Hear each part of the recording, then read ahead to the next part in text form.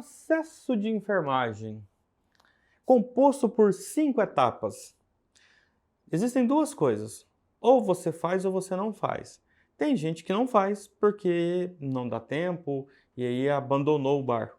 Tem gente que faz, mas faz o plantão inteiro e o seu paciente fica jogado. Éder, qual é a melhor alternativa para a gente, então, fazer um processo de enfermagem sem tomar todo o tempo do plantão? Porque a sua equipe técnica, se eu estiver sentado, você fica ali quebrando a cabeça, o povo você não está fazendo nada, você está morrendo de fazer um negócio ali e está sendo mal visto. Isso é feio. Você está deixando a equipe na mão e o paciente também. Então, como otimizar o seu tempo num processo de enfermagem, que é extremamente importante, sem perder a essência do processo de enfermagem, sem deixar a ciência de lado. É isso que eu vou falar nesse vídeo aqui. Então, se você é enfermeiro, preste atenção neste vídeo, nessas informações que eu vou te passar, ó, dica de ouro. Beleza? E não vem me pedir nada em PDF que eu não sou editora, pelo amor de Deus. Toda vez que eu falo de processo, por isso que eu parei de falar de processo de enfermagem de SAI e de outras coisas referentes a isso, porque as pessoas me pedem livro Nanda. Gente, vai comprar o livro. Eu tenho 3 livros Nanda, porque vai desatualizando e fica comprando o livro e guarda. Eu tenho 3 Nanda. Inclusive, não tenho o último porque eu parei de dar aula na faculdade e eu não uso mais o Nanda. Mas enfim, que é o Nanda, compre o Nanda. Não fica me pedindo em PDF o negócio não, beleza? Bora lá?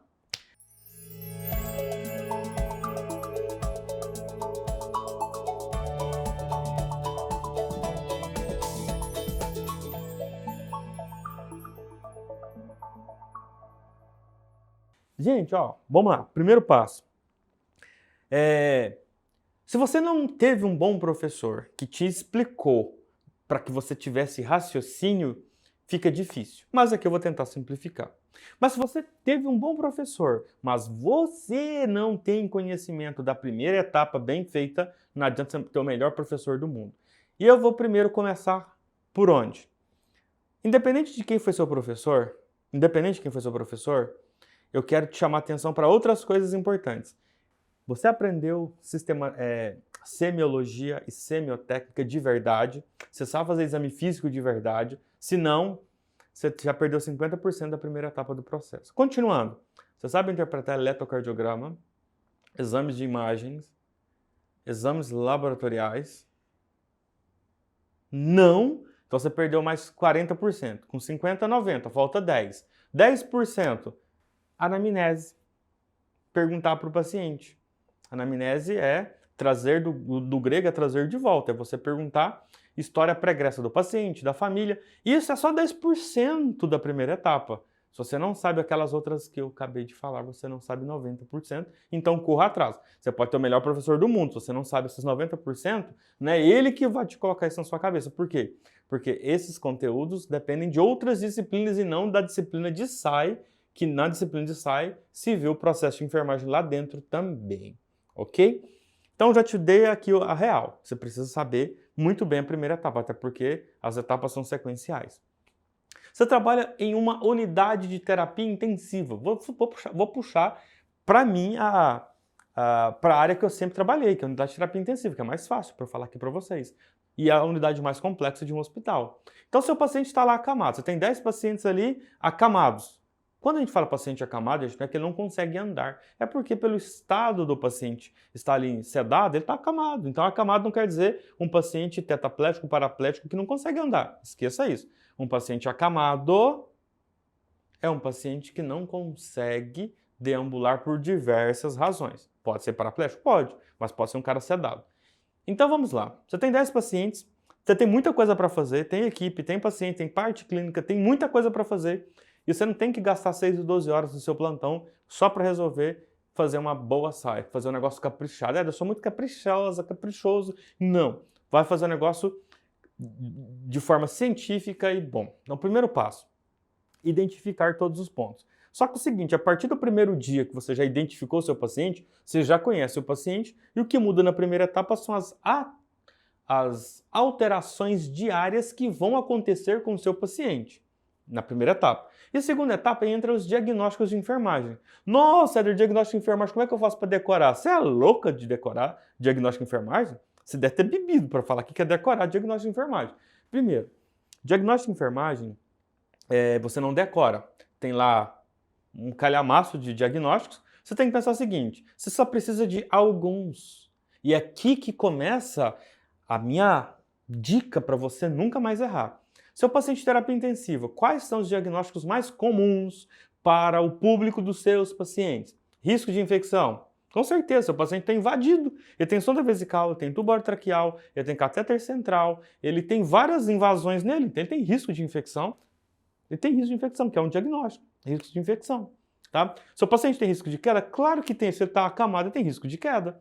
Então vamos lá, aqui eu já comecei a te dar as dicas. Então ele tem diagnósticos de riscos e diagnósticos reais. Ele tem diagnósticos de riscos e diagnósticos reais. Ok? Então, os diagnósticos de risco são aqueles que o paciente pode desenvolver. A infecção, a queda e outros. Dentro dos diagnósticos de enfermagem, existem alguns riscos que você pode pensar, por exemplo, isso aqui é importante para o meu paciente, tá? Para você implementar isso nas próximas etapas. Agora, você tem diagnósticos reais. É aquilo que de fato está acontecendo no seu paciente. Débito cardíaco do paciente está normal ou está alterado? Então, as alterações que podem ter no débito cardíaco geralmente vai ter no paciente de terapia intensiva. O paciente recebe droga vasoativa, esse paciente pode receber volume. Então, tem ali diagnósticos interessantes. Seu paciente tem seu paciente tem lesão de pele, uma úlcera, uma lesão por pressão? Se sim, se não, se ele não tem, ele tem risco. Se ele tem, então ele não tem mais o risco e tem agora um diagnóstico real. E então você tem que colocar um diagnóstico pensando na pele do seu paciente, porque ou ele tem o risco ou ele tem a lesão de pele. É diretamente proporcional. E outras coisas mais. Então, vamos ser mais direto. Segunda etapa, diagnóstico. Terceira etapa, o que você pensa? Seu paciente tem qual diagnóstico médico? Ele tem uma pneumonia e veio para cá porque tem outras comorbidades. Peraí, então, seu paciente está ali para tratar uma pneumonia e tem outras comorbidades, então não é um paciente tão grave quanto outros pacientes que você pode ter aí, certo? Então é um paciente que você precisa estabelecer uma meta para o seu tratamento de acordo com o estado de diagnóstico médico, porque você trabalha em equipe com equipe, você trabalha em equipe, e a equipe médica estipulando um diagnóstico, você já sabe mais ou menos o tempo de tratamento que é uma pneumonia. Então a sua meta tem que basear no tempo que o seu paciente vai ficar internado na UTI. Eu vou fazer um diagnóstico, minha professora falou que eu tenho que pensar num tempo, eu pensei em 6 meses. Você acha mesmo que um cara vai ficar 6 meses na UTI por causa de uma pneumonia? Então ela já morreu, você não sabe, ele morreu, certo? Em 6 meses com pneumonia, ele morreu. Então, pneumonia é um tempo mais rápido, então, você tem que entender quanto tempo seu paciente, em média, fica no UTI por causa de uma pneumonia e outras possíveis complicações que possam ter, para você estipular a meta dos seus tratamentos. Por exemplo, eu não quero que o meu paciente... Aliás, o seu paciente já tem uma lesão aberta. Quanto tempo você quer que feche essa lesão? 2 semanas? 1 semana? Ou 10 dias? Sei lá, você vai estipular essa meta aqui. Então, você vai fazer ali as metas. E o paciente que tem risco, qual que é a meta que você tem? Manter sem desenvolver aquele problema. Então, já que ele tem um risco, vamos continuar evitando. Então, isso é diário, tá? Então, a programação é diário. Diariamente, a gente vai ficar de olho na queda do paciente. E aí, você vai para a quarta etapa, onde a gente tem o quê? A prescrição dos cuidados. Agora, vamos lá, gente. É simples. Se o seu paciente tem risco de infecção, o que você vai implementar para o risco de infecção? Mas você colocou risco de infecção para quê? Sonda vesical. Qual é um cuidado de enfermagem para risco de infecção do paciente que está com sonda vesical de demora? Qual é o risco?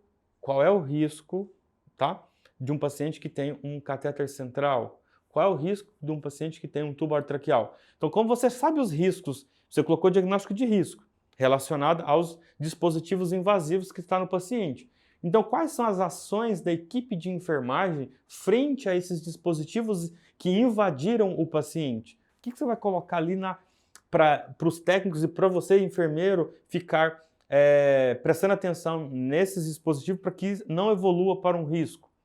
É isso. Agora, no outro dia, você concorda que seu paciente mantém ainda com o tubo? Ele pode manter ainda com as invasões?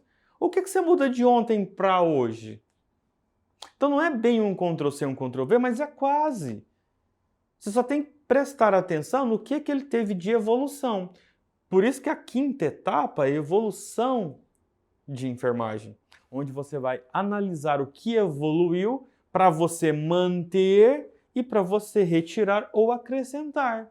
Quando você mantém, não é um Ctrl+C e um Ctrl+V? Se o cara está acamado ainda, ele tem risco de queda hoje e tem risco de queda amanhã.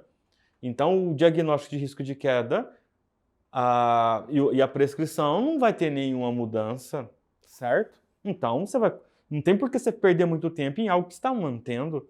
Você vai perder um pouco mais. Você vai perder tempo, não. Você vai gastar tempo quando você tiver que fazer algo novo. Opa, esse diagnóstico aqui eu vou excluir porque o paciente melhorou essa parte. O paciente não tem mais esse risco. Então, eu vou tirar esse diagnóstico. Esse paciente agora teve um novo diagnóstico, então vou ter que colocar as ações de enfermagem para esse risco, ou para esse diagnóstico, que não seja de risco. Então, com o tempo, você vai pegando a forma de fazer. Então, você vai dar Ctrl+C, Ctrl+V? Vai. Em coisas que não vão mudar. Alguns riscos não vão mudar. Enquanto o paciente tiver um acesso central, ele tem risco de infecção. E as ações para evitar que esse acesso evolua para uma infecção do sítio de inserção, você acha que todo dia você vai mudar a sua conduta com a sua equipe?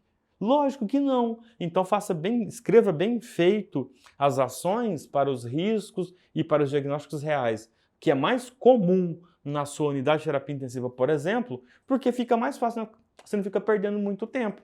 Você consegue fazer isso mais rápido. Então você consegue deixar de forma sistematizada a conduta que de praxe você vai fazer ali. Ou seja, se você acha que é estranho falar Ctrl+C e Ctrl+V, vamos lá. Um paciente chega infartado, qual que é o protocolo? Monacheb no pronto-socorro. A Dona Maria chega infartada, qual que é a conduta da Dona Maria no pronto-socorro? Monacheb. O seu José chega infartado no pronto-socorro de outro hospital, qual que é o protocolo? Monacheb. O seu Enzo chegou lá no Albert Einstein infartando. Qual que é o protocolo lá? Monacheb. O seu Oswaldo chegou lá no Beneficência Portuguesa no pronto-socorro infartado. Qual que é o protocolo? Monacheb. Então não é um Ctrl+C, um Ctrl+V do atendimento? Então é isso. Você copia aquilo que está dando certo, que é aplicável. Então se o seu diagnóstico de ontem mantém hoje e você percebe que as ações de enfermagem que você prescreveu ontem pode continuar porque está dando certo, então você deixa. E com isso você ganha velocidade. Então você não precisa fazer tudo do zero todos os dias. Pegou a ideia? Coloca nos comentários aqui. Acho que vou ter que dar um curso prático de um negócio desse, né? Um negócio fácil. Eu acho fácil, gente. É fácil, não é difícil. Difícil é para quem não tem vivência. Aí se torna muito difícil o mundo do processo de enfermagem. Gostaram? Coloca aí, ó. Coloca aí pra mim que vocês gostaram.